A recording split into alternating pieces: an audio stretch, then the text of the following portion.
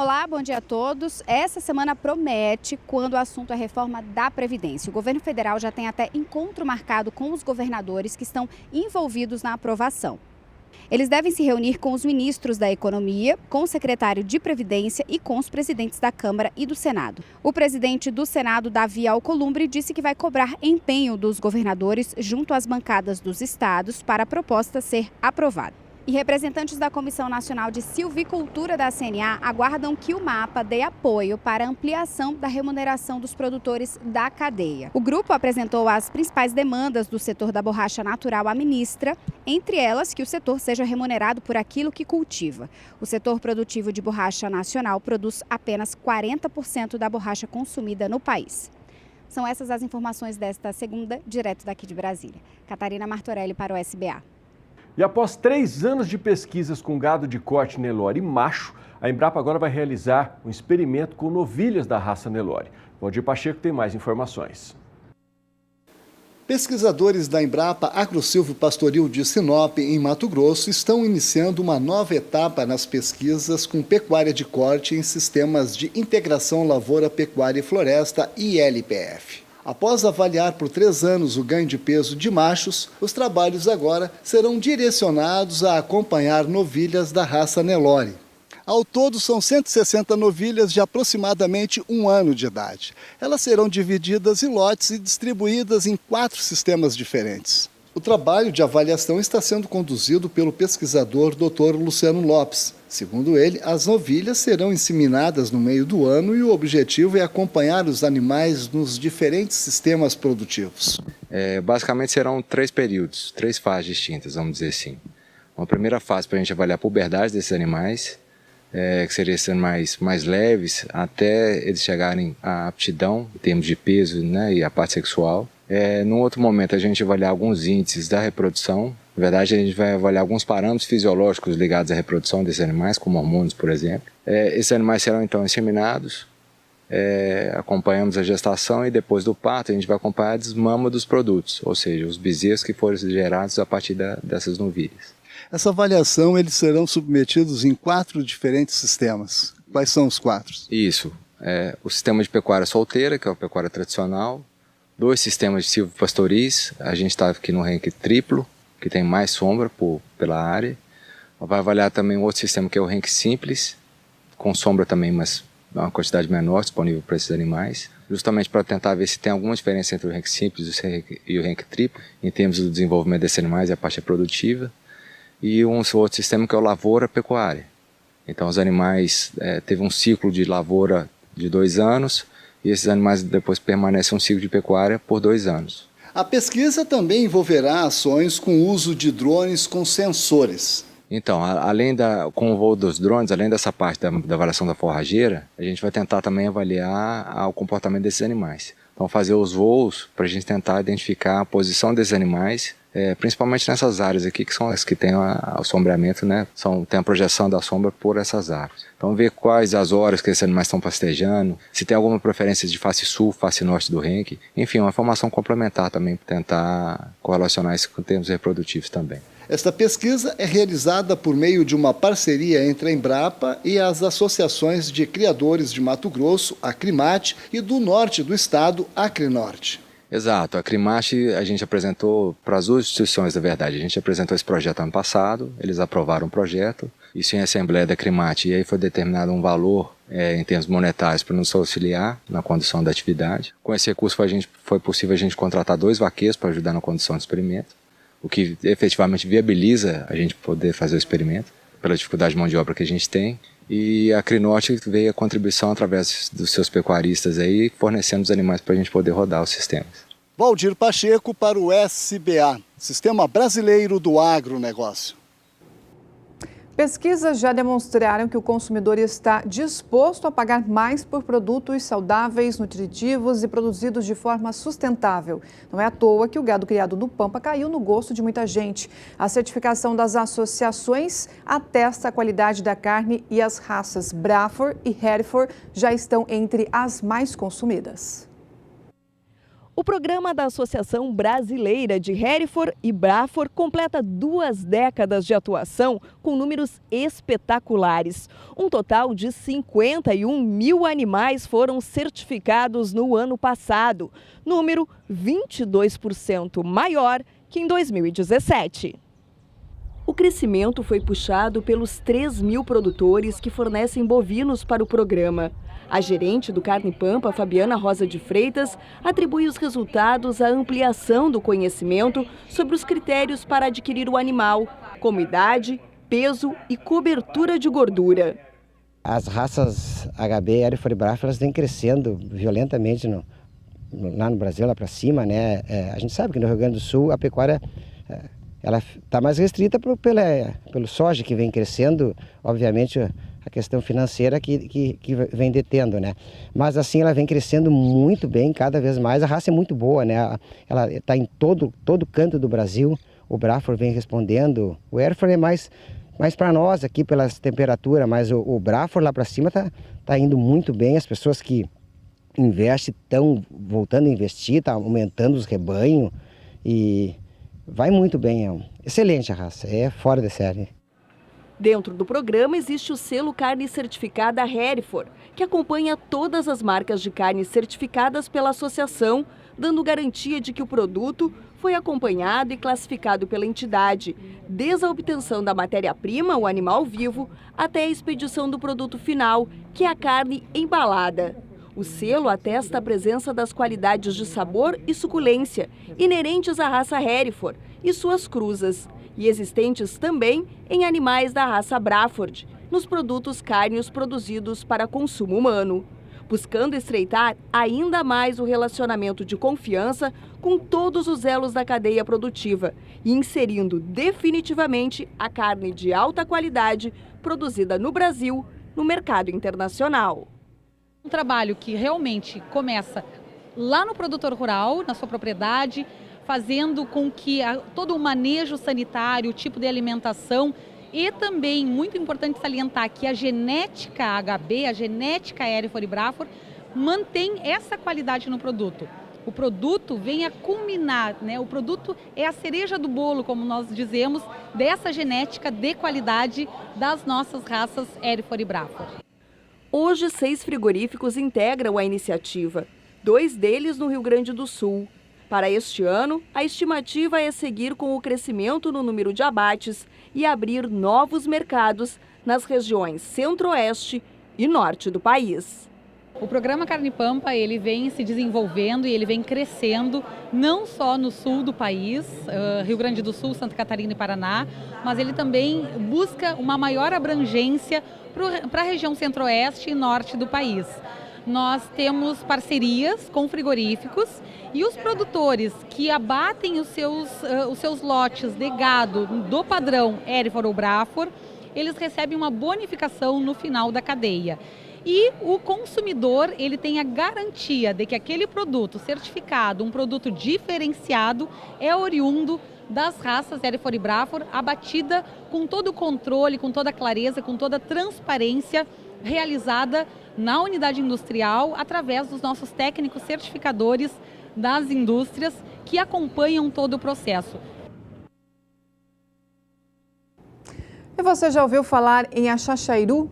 É uma fruta exótica muito saborosa que tem ganhado o gosto da população. Em Araçatuba, que fica no interior de São Paulo, um produtor resolveu investir na cultura. O repórter Gustavo D'Angelo foi conhecer a produção. Nativa da Bolívia, a fruta exótica de nome estranho chegou ao Brasil na última década do século XX. A partir daí, o axaxairu teve sementes e mudas ofertadas por colecionadores de espécies frutíferas espalhadas pelo país. Atualmente, cultivos em pequenas escalas podem ser encontrados nos estados de São Paulo, Minas Gerais, Pará, Goiás e Pernambuco. Axaxairu é uma planta bem rústica, né? Então, aguentou bem o calor, vai aguentar um clima mais ameno. Então, você tem várias áreas que poderiam plantar que elas vai bem. A produção do axaxairu é embasado no porte da planta. Então, a partir do 6º ano em diante, ela já investe, ela já equilibra o investimento com a lucratividade do pomar.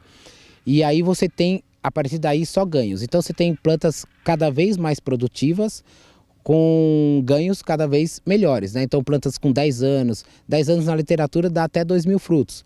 E aí em diante, com 11 anos, com 12 anos, com 20 anos, a planta te dá o retorno cada vez melhor. Embora ainda pouco difundida no mercado nacional, a fruta tem grande potencial para cultivo comercial e já vem sendo negociada há alguns anos na maior central de abastecimento da América Latina. Você tem um valor agregado grande, né? Ela está no começo, né? Então esse é o momento de investir. Se você realmente quer fazer uma cultura nova aqui, a Xaxairu hoje está entre as melhores opções do mercado. Além do valor agregado, a fruta promete muitos benefícios para a saúde. Xaxairu tem muitas propriedades nutricionais. Regula o trato intestinal, combate o câncer, em alguns cânceres, né? Então, o grande interessante da fruta é que, além de ela ter uma grande experiência de consumo, ela ajuda bastante na parte nutricional.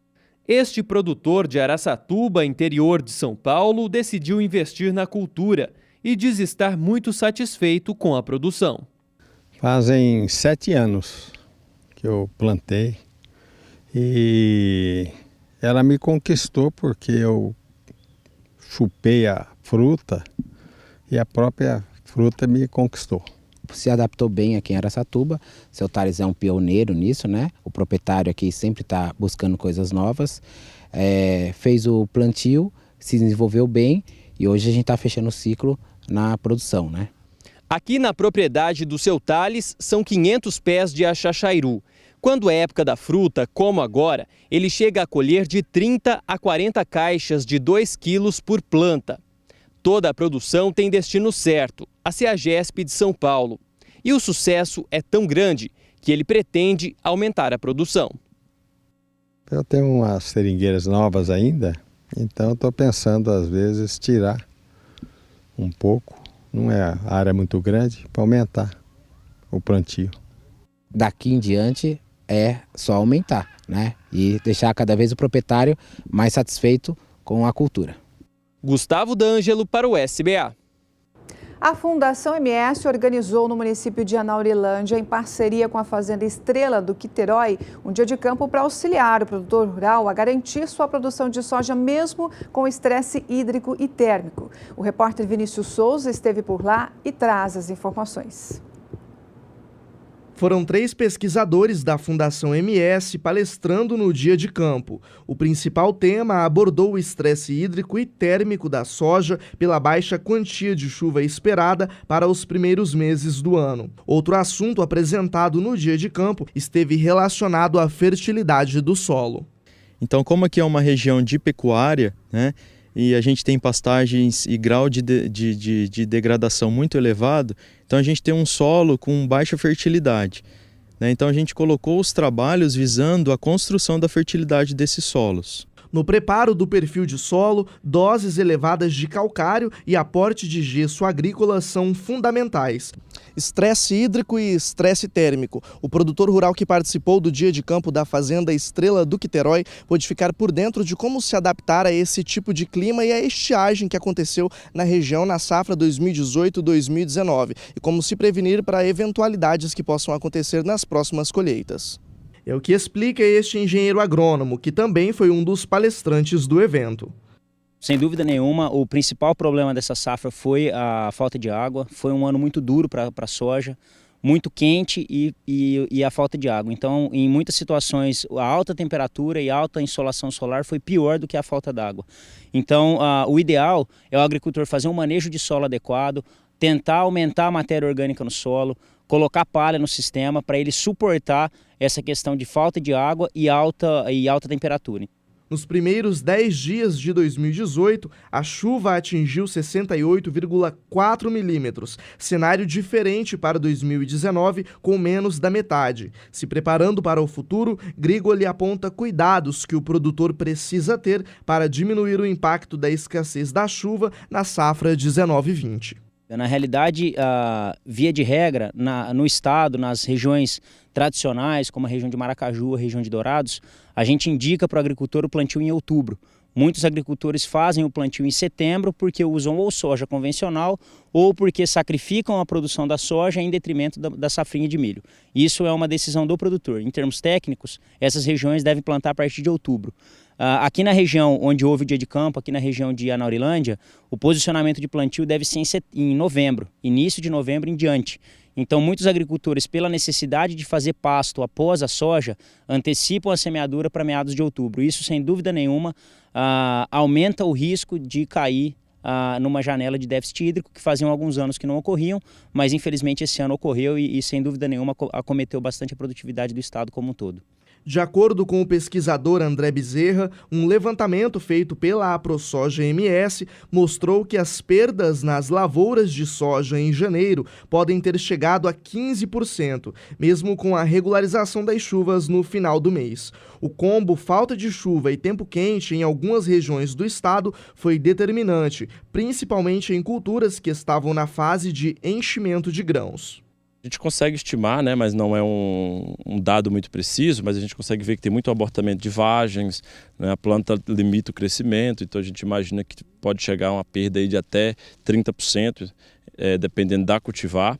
O que o produtor pode fazer para solucionar o problema é adequar a época de semeadura, a cultivar correta no momento certo, tá?